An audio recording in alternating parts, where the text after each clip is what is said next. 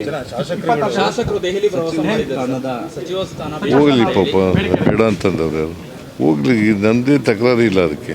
ಈಗ ರೀಸಫಲ್ ಮಾಡಬೇಕು ಅಂತಕ್ಕಂಥದ್ದು 2.5 ವರ್ಷ ಆದಮೇಲೆ ಪೆಂಡಿಂಗ್ ಇದೆ. ಮಾಡಿ ಅವ್ರು ಒತ್ತಾಯ ಮಾಡಿದ್ರೆ ಮಾಡಲಿ. ನೀವು ಕೂಡ ಬಹಳ ದಿನಗಳಿಂದ ಪುನರ್ರಚನೆ ಆಗಬೇಕು ಅನ್ನೋದು ಕೂಡ ಇತ್ತು, ಆದರೆ ಹೈಕಮಾಂಡ್ ಗ್ರೀನ್ ಸಿಗ್ನಲ್ ಕೊಡ್ತಾ ಇಲ್ಲ ಸರ್. ಇದು ಎಲ್ಲ ಒಂದು ಕಡೆ ಹಿನ್ನಡೆ ಆಗ್ತದೆ. ಅದಕ್ಕೆ ಬೇರೆ ಬೇರೆ ಈಗ 5 ರಾಜ್ಯಗಳ ಚುನಾವಣೆ ಬಂತು, ಬಜೆಟ್ ಇತ್ತು, ಹಾಗಾಗಿ ವಿಳಂಬ ಆಯಿತು. ಸರ್, ರಾಜೇಗೌಡರಿಗೆ ಸಚಿವ ಸ್ಥಾನ ಸಿಗುತ್ತಾ ಈ ಬಾರಿ?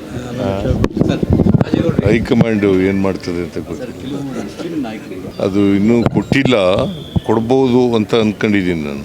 ಸರ್, ಫಲಿತಾಂಶ ಬರೋಕ್ಕೂ ಮುನ್ನವೇ ಸಾಕಷ್ಟು ಒಂದು ಚರ್ಚೆ ಆಗ್ತಾ ಇರುವಂಥದ್ದು ಸರ್. ಕಾಂಗ್ರೆಸ್ ಈಗ ಅಲ್ಲಿ ಇನ್ನೂ ಫಲಿತಾಂಶನೇ ಬಂದಿಲ್ಲ. ಕೇಳಪ್ಪ, ಇಲ್ಲಿ ಹೈಕಮಾಂಡ್ನಿಂದ ಸೆಕ್ರೆಟರಿ ಇನ್ಚಾರ್ಜ್ ಇದ್ದರು, ಅಲ್ಲಿ ಈ was incharge of the Davanagere by election. ಅವರು ರಿಪೋರ್ಟ್ ಮೇಲೆ ಕ್ರಮ ತಗೋತಾ ಇದ್ದಾರೆ. ಅಂದರೆ ಕಾಂಗ್ರೆಸ್ ಪಕ್ಷ ಅಂದರೆ ಫಲಿತಾಂಶ ಬರೋಕ್ಕೂ ಮುನ್ನವೇ ಸೋಲನ್ನು ಒಪ್ಕೊಂತ ಇದೆ ಸರ್. ಹೇಗೆ ಸರ್? ಸೋಲೆಲ್ಲ ಒಪ್ಕೊಂಡಿದ್ದೀವಿ, ಗೆಲ್ಲೋದು ನಾವೇ. ಆದರೂ ಇವೆಲ್ಲ ತಲೆದಂಡ ಎಲ್ಲ ಆಗ್ತಿದೆಯಲ್ಲ ಸರ್. ತಲೆದಂಡ ಆದ್ರೆ ಸೋಲ್ತೀವಿ ಅಂತ ನೀನು ಹೇಳು. ನಿನ್ನ ಪ್ರಕಾರ ಯಾರು ಸೋಲ್ತೀವಿ ಅಂತ ಯಾರು ಹೇಳಿದವರು?